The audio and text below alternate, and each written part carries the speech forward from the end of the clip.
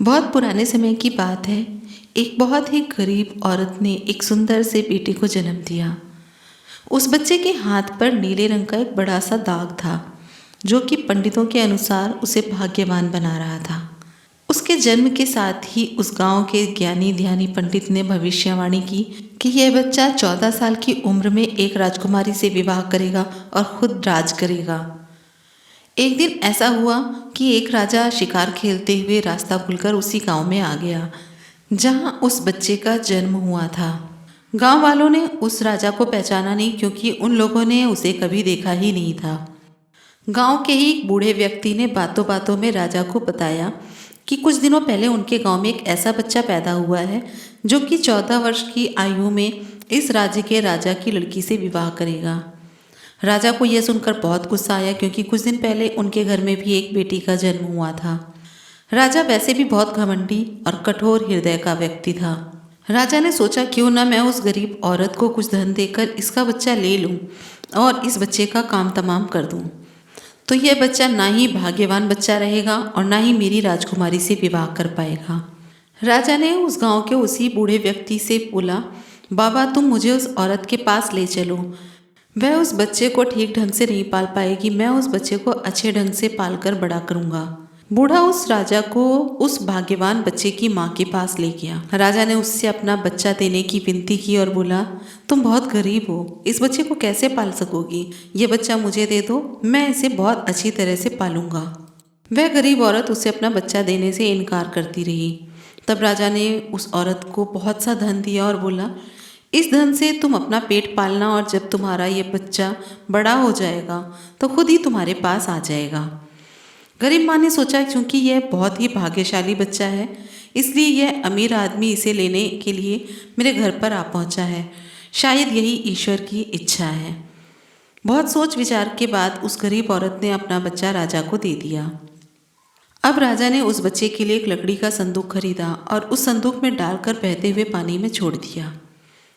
उसने सोचा कि दम घुटने की वजह से बच्चा इस संदूक के अंदर ही मर जाएगा। वह ये सोचकर मन ही मन खुश हो रहा था कि उसने अपनी प्यारी सी बच्ची को उस अनचाहे पति से बचा लिया है। मारने वाले से बचाने वाला बड़ा होता है, यही उस बच्चे के साथ भी हुआ। वह लकड़ी का संदूक बहते बहते एक पंचक्की में जाकर अटक गया। उस पंचक्की पर काम करने वाले नौकर ने जब वह लकड़ी का बक्सा देखा तो बहुत खुश हुआ। उसने सोचा कि उस बक्से में जरूर ढेर सारा धन होगा। उसने पानी में घुसकर इस संदूक को बाहर निकाला। जब उसने संदूक को खोला तो देखा कि गंदे कपड़े पहने हुए एक बच्चा उसके अंदर सो रहा था। नौकर ने सोचा कि यह बच्चा मेरे किस काम का है, क्यों ना मैं इस बच्चे को पंचक्की के मालिक के पास ले जाऊं, वह जरूर इसे अपने पास रख लेगा, क्योंकि उसका अपना कोई बच्चा नहीं है। बस ऐसा सोचकर वह नौकर उस बच्चे को अपने मालिक के पास ले गया। पंचक्की का मालिक उस बच्चे को देखकर बहुत खुश हुआ। उसने सोचा कि शायद ईश्वर ने उसकी पत्नी की प्रार्थना सुन ली है और इस बच्चे को उनके पास भेज दिया है। उन दोनों पति पत्नी ने बड़े प्यार और लगन से उस बच्चे को पालना शुरू किया। जैसे जैसे वह बच्चा बड़ा होता गया, उसके चेहरे पर तेज आता गया। जो कोई भी उसे देखता देखता ही रह जाता। एक दिन ऐसी घटना घटी जिसने उस बच्चे के जन्म के समय की भविष्यवाणी को सच्चा सिद्ध कर दिया। राजा किसी काम से उसी रास्ते से बाहर जा रहा था जिस रास्ते वह पंचक्की थी। रास्ते में अचानक बहुत बड़ा तूफान आ गया तो राजा को उसी पंचक्की के पास रुकना पड़ गया। राजा ने उस सुंदर युवक को दुकान पर बैठे देखा तो उस पंचक्की के मालिक से पूछा, क्या यह तुम्हारा बेटा है? यह तो बहुत ही सुंदर है। चक्की का मालिक बोला, यह मेरा ही बेटा है, क्योंकि हमने ही इसे पाल पोस कर बड़ा किया है। आज से करीब 14 साल पहले यह बच्चा हमें एक लकड़ी के संदूक में मिला था। राजा को पुरानी बातें सारी याद आ जाती हैं। उसे चक्की के मालिक की बात सुनकर बहुत आश्चर्य हुआ कि वह बच्चा जिसे अभी तक वह मरा हुआ समझ रहा था वो अभी तक जिंदा है। उसने उस लड़के को खत्म करने की तरकीब फिर से सोची। राजा ने पंचक्की के मालिक से कहा, क्या आप इस लड़के को मेरा एक काम करने की आज्ञा दे सकते हैं? मैं रानी के पास एक पत्र भिजवाना चाहता हूँ। यह पत्र बहुत ही ज़रूरी है। मैं इस काम के लिए इसे सोने के 2 सिक्के दूंगा। लड़के ने फौरन हाँ कर दी और चक्की का मालिक भी उसे भेजने के लिए तैयार हो गया। राजा ने झट से अपनी रानी को एक पत्र लिखा। उसमें लिखा, जैसे ही यह लड़का तुम्हारे पास मेरा यह पत्र लेकर पहुंचे, तुम इसे मरवा देना और महल से दूर कहीं दफना भी देना। यह सब कुछ काम मेरे आने से पहले हो जाना चाहिए। इतना लिखने के बाद उसने मुहरबंद वह पत्र उस लड़के को दे दिया। लड़का उस पत्र को लेकर राजमहल की ओर चल पड़ा। वो लड़का आज तक अपने घर से कहीं दूर नहीं गया था, इसलिए वो राजमहल का रास्ता नहीं ढूंढ सका और रास्ते में ही भटक गया। शाम ढल चुकी थी, तभी अंधेरे में उससे दूर से कोई रोशनी आती दिखाई दी। दौड़कर वह रोशनी की तरफ गया तो उसने देखा कि एक छोटा सा कच्चा घर था।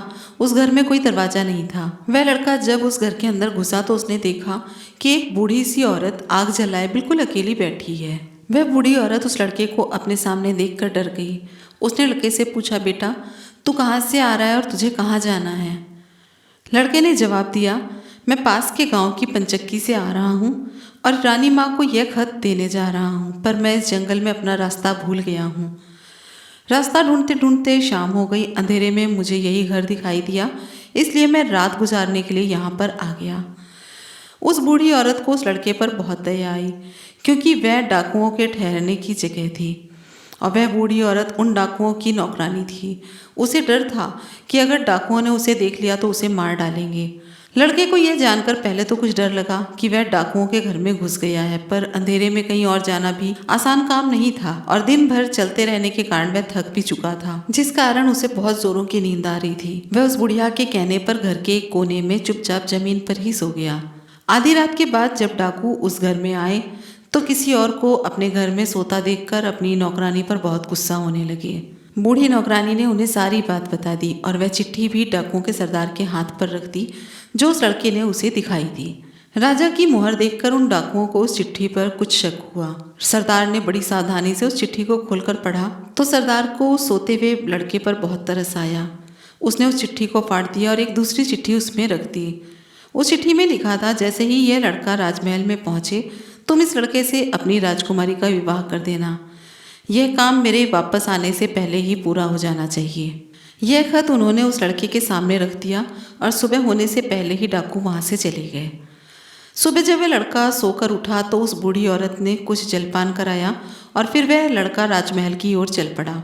राजमहल पहुंचकर उसने वह खत रानी माँ तक पहुंचा दिया। रानी ने जब यह खत पढ़ा तो उसे बड़ा आश्चर्य हुआ कि राजा ने यह कैसी आज्ञा दे दी है, एक अनजान लड़के से वह अपनी राजकुमारी का विवाह कर दें।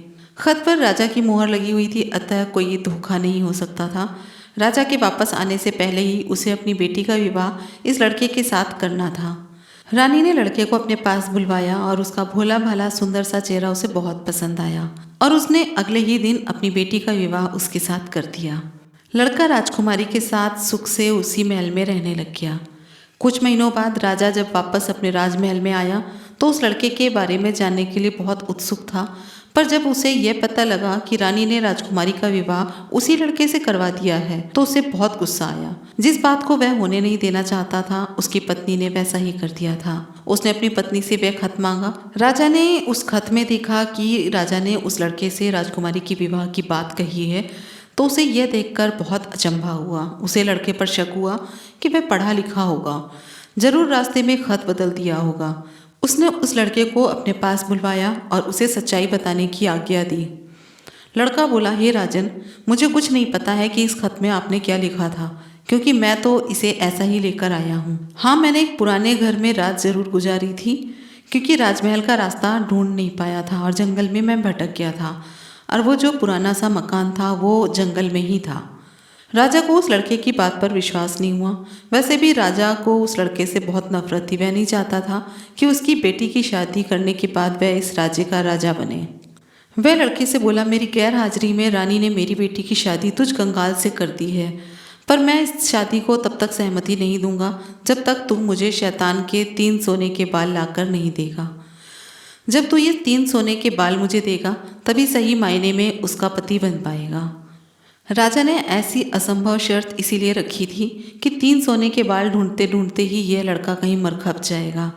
इस प्रकार उसे इस लड़के से अपने आप छुटकारा मिल जाएगा। अब लड़के के आगे राजा की आज्ञा का पालन करने के अलावा कोई और रास्ता था ही नहीं, क्योंकि अगर वह राजा की आज्ञा का उल्लंघन करेगा तो भी राजा उसे मरवा देगा। इससे अच्छा यही होगा कि बाहर जाकर ढूंढने पर शायद वह सोने के 3 बाल लाने में सफल हो जाए। वह अगले ही दिन सुबह सुबह बिल्कुल अंधेरे में ही शैतान के सोने के बाल ढूंढने के लिए निकल पड़ता है। चलते चलते वह एक बड़े शहर में पहुंचता है। शहर की सीमा पर एक बड़ा सा गेट था जिस पर हथियारबंद सिपाही पहरा दे रहे थे। सिपाही ने उस लड़के से पूछा, यहाँ तुम्हारा क्या काम है? क्या तुम कुछ समझते और जानते हो? लड़का बोला, मैं सब कुछ समझता और जानता हूँ। सिपाही बोला, अगर तुम सब कुछ जानते हो समझते हो तो हम पर भी एक मेहरबानी करो। हमें भी बताओ कि शहर की सीमा पर यह जो कुआं है, पहले इससे मीठा पानी निकलता था पर अब इसमें पानी ही नहीं है, यह सूख गया है। ऐसा क्यों है? लड़का बोला, तुम अभी थोड़ा सा सब्र करो, जब मैं अपना काम खत्म करके वापस आऊँगा तो तुम्हें बताऊँगा। इतना कहकर वह गेट से आगे की ओर निकल गया। उसके बाद वह दूसरे शहर के बड़े से गेट के पास पहुंचा तो वहां पर भी एक हथियारबंद सिपाही पहरा दे रहा था। उस सिपाही ने भी उस लड़के से पहले वाले सिपाही जैसा सवाल पूछा तो लड़के ने उसे भी वही जवाब दिया। सिपाही बोला, अगर तुम सब कुछ समझते हो और जानते हो तो कृपा करके मुझे इतना बताओ कि शहर की सीमा पर जो सेब का पेड़ लगा है उसमें पहले सोने के सेब लगते थे, अब यह पूरी तरह से सूख गया है और अब इसमें पत्तियां भी नहीं लगती हैं, ऐसा क्यों है? लड़का बोला, थोड़ा इंतजार करो, अपना काम पूरा करके आने पर मैं इसका जवाब तुम्हें बताऊंगा। इतना कहकर वह आगे की ओर चल दिया। चलते चलते तीसरे शहर की सीमा पर पहुंचा तो वहां पर एक बड़ी सी नदी थी जिसमें एक छोटी सी नाव थी और उस पर एक नाविक सवार था। नाविक ने उससे पूछा, तुम यहाँ क्यों आए हो और यहाँ के बारे में क्या जानते हो और क्या समझते हो? लड़का बोला, मैं सब कुछ जानता हूँ। नाविक बोला, अगर तुम सब कुछ जानते हो समझते हो तो कृपा करके मुझे ये बताओ कि आने जाने के इस काम से मुझे छुटकारा कब और कैसे मिलेगा? लड़का बोला, इस सवाल का जवाब मेरे वापस आने पर तुम्हें ज़रूर मिलेगा, पर पहले तुम मुझे नदी पार तो करवाओ। नाविक ने उसे अपनी नाव पर बैठाकर दूसरे किनारे पर छोड़ दिया। लड़का जैसे ही नदी के दूसरे किनारे पर गया उसे वहां नीचे की ओर जाने वाला कच्चा और अंधेरा सा रास्ता दिखाई दिया। वह उसी रास्ते पर चल पड़ा। काफी नीचे पहुंचने के बाद उसने देखा कि एक बूढ़ी सी औरत अपने आंगन में बैठी हुई है। जैसे ही उसने उस घर में प्रवेश किया तो उस बूढ़ी औरत ने उससे पूछा, अरे बच्चे, तू कौन है और यहाँ पर क्यों आया है? तुझे पता नहीं कि यहाँ पर शैतान रहता है? लड़का बोला, मैं ठीक जगह पर आ गया हूँ, अब तुम मेरी सहायता करो। मुझे शैतान के सिर के 3 सोने के बाल चाहिए, नहीं तो मुझे मेरी पत्नी वापस नहीं मिलेगी। बूढ़ी औरत बोली, बेटा, यह तो तेरी बहुत बड़ी मांग है, इसे पूरा करना इतना आसान नहीं है। जब राक्षस घर पर वापस आएगा तो तुझे यहाँ देखकर तुझे कच्चा ही चबा जाएगा, इसलिए मुझे ही तेरी रक्षा करनी पड़ेगी। उस बूढ़ी औरत को लड़के पर तरस आ गई। उसने चींटा बनाकर उसे अपनी स्कर्ट की चुन्नटों में छिपा लिया। लड़का बोला, बूढ़ी माँ, मुझे आपसे 3 सवालों के जवाब भी पूछने हैं। पहला सवाल है, एक कुआं जिसमें से पहले शरबत की तरह मीठा पानी निकलता था, आजकल सूखा क्यों है? दूसरा सवाल यह है कि एक सेब का पेड़ जिस पर पहले सोने के सेब लगते थे, अब उस पर पत्ते भी नहीं लगते हैं, वह पेड़ क्यों सूख गया है? तीसरा सवाल यह है कि एक नाविक को क्यों हमेशा इधर से उधर जाना पड़ता है, उसे इससे छुटकारा क्यों नहीं मिलता? बूढ़ी दाइमा बोली, ये तीनों प्रश्न बहुत ही कठिन हैं। इन सवालों के जवाब भी हमें राक्षस से ही मिल सकते हैं। मैं तेरे लिए यह भी कोशिश जरूर करूंगी, पर अब तो चुपचाप छुप जा, नहीं तो जिंदा नहीं बच सकता। शाम हुई तो राक्षस वापस घर आ गया। घर के अंदर घुसते ही उसने शोर मचाना शुरू कर दिया। मुझे अपने घर में किसी मनुष्य की गंध आ रही है, आज जरूर कुछ गड़बड़ है, यहाँ कौन आदमी आया था? इतना कहकर उसने पूरे घर में झांक कर देखा पर उसे कोई भी मनुष्य नहीं मिला। उसकी दाइमा उस पर गुस्सा करने लगी और बोली, अभी कुछ देर पहले ही तो मैंने पूरा घर साफ किया है, मुझे तो यहाँ कोई मनुष्य नहीं दिखाई दिया। लगता है तेरी नाक में ही मानस गंध घुस गई है। चुपचाप आराम से बैठ और भोजन कर। जब इस बड़े से राक्षस को कोई मनुष्य नहीं मिला तो उसे अपनी दाइमा की बात पर विश्वास करना पड़ा। चुपचाप खाना खाकर वहीं जमीन पर बिछी हुई बड़ी सी चटाई पर लेट गया और लेटते ही उसे नींद आ गई। आज उसकी दाइमा भी उसके पास बिछी दूसरी चटाई पर लेट गई, क्योंकि आज उसे उस राक्षस के बालों से उसके सोने के 3 बाल तोड़ने थे। जब राक्षस नींद में जोर जोर से खर्राटे लेने लगा तो दाइमा ने उसके सिर से सोने का एक बाल उखाड़ लिया। राक्षस दर्द से करा उठा, ओ माँ, ये तू क्या कर रही है? मेरे बाल क्यों खींच रही है? दाइमा बोली, बेटा मैंने अभी अभी भयंकर सपना देखा तो डर के मारे तेरे बाल पकड़ लिए। राक्षस बोला, ऐसा कौन सा सपना था जिससे तू इतना डर गई? बूढ़ी दाई माँ बोली, मैंने सपने में देखा कि बाजार वाला कुआं जिससे शरबत निकलता था अब सूखा पड़ा है, इसमें किसका कसूर है? राक्षस बोला, इससे सिवाय मेरे कोई भी नहीं जानता। उस कुएं के नीचे एक बड़ा सा पत्थर है और उसी पत्थर के नीचे एक बड़ा सा मेंढक रहता है। अगर उस बड़े से मेंढक को मार दिया जाए तो उस कुएं में से फिर से शरबत निकलना शुरू हो जाएगा। इतना कहकर राक्षस फिर से जोर जोर से खर्राटे भरने लगा। दाई माँ को जब विश्वास हो गया कि राक्षस पूरी तरह से सो गया है तो उसने उसके सिर से सोने का दूसरा बाल भी उखाड़ लिया। राक्षस जोर से फिर से चीखा और बोला, ओ माँ, तू ये क्या कर रही है? दाई माँ बोली, बेटा बुरा मत मान, मैंने फिर से एक अजीब सपना देखा था, तभी डर के मारे तेरे बाल मेरे हाथ में आ गए। राक्षस ने पूछा, ऐसा कौन सा सपना था जिसे तू इतना डर गई थी? बूढ़ी माँ बोली, मैंने सपने में देखा कि उस राज्य की सीमा पर जो एक सेब का पेड़ है जिस पर पहले सोने के सेब लगते थे अब सूख गया है। इसके सूखने का क्या कारण है? राक्षस बोला, इस पेड़ की जड़ में एक चूहा है जो इसकी जड़ों को काटता रहता है। अगर उस चूहे को मार दिया जाए तो वह पेड़ फिर से सोने के सेब देने लगेगा। पर अब तू मुझे अपने सपनों से परेशान मत कर, मुझे चैन से सोने दे। इतना कहकर थोड़ी देर बाद राक्षस फिर से जोर जोर से खर्राटे भरने लगा। जैसे ही बूढ़ी माँ को लगा कि राक्षस सच में सो गया है तो उसने तीसरी बार सोने का बाल उखाड़ लिया। अब तो राक्षस गुस्से में आग बबूला हो गया और दाई माँ को खरी खोटी सुनाने लगा। दाई माँ उसे शांत करने की कोशिश करने लगी, फिर बड़े प्यार से बोली, बेटा मैं इन अजीब अजीब सपनों का क्या करूं? अभी अभी मैंने फिर से एक अजीब सपना देखा। राक्षस ने पूछा, ऐसा कौन सा सपना है? जल्दी कह, मुझे जोरों की नींद आ रही है। बूढ़ी माँ बोली, मैंने सपने में देखा कि मुझसे एक नाविक शिकायत कर रहा था कि उसे हर समय इधर से उधर जाना पड़ता है। उसे इससे छुटकारा क्यों नहीं मिलता? इसमें उसका क्या कसूर है? राक्षस बोला, वह नाविक मूर्ख है।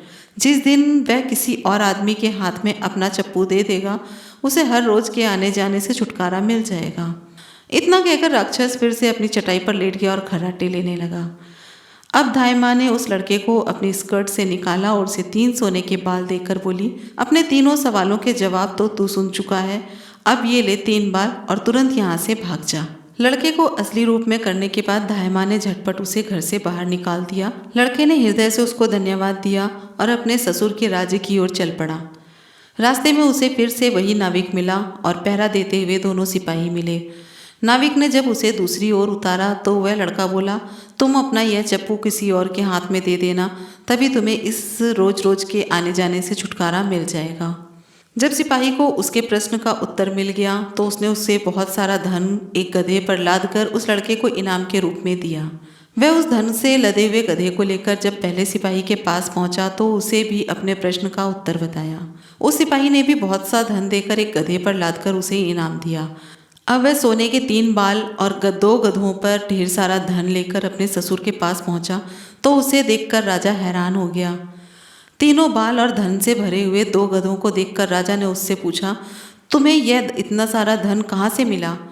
लड़का बोला, मैं उस नदी पर गया था, वहाँ मुझे बहुत सारा धन मिला, उसमें से कुछ धन मैं अपने साथ ले आया। राजा को लालच आ गया। वह लड़के से बोला, क्या मैं भी नदी के उस पार तुम्हारी तरह कुछ धन ला सकता हूँ? लड़का बोला, क्यों नहीं, उस नदी में नाव पर एक नाविक बैठा है जो अपनी नाव से आपको उस पार ले जाएगा, पर आप खुद उसका चप्पू उससे लेकर नाव को खुद चलाएंगे तो नदी के दूसरी ओर पहुंचकर ढेर सारा धन ले आएंगे। लालची राजा इतना सुनकर नदी की ओर चल पड़ा। वहाँ सचमुच ही एक छोटी सी नाव पर एक नाविक बैठा था। राजा उस नाविक के पास गया और उसके हाथों से उसका चप्पू लेकर खुद नाव चलाने लगा। अब उस नाविक को रोज रोज के आने जाने से छुटकारा मिल गया और राजा को उस नाविक की जगह हर समय नाव पर इधर उधर जाने की सजा मिली।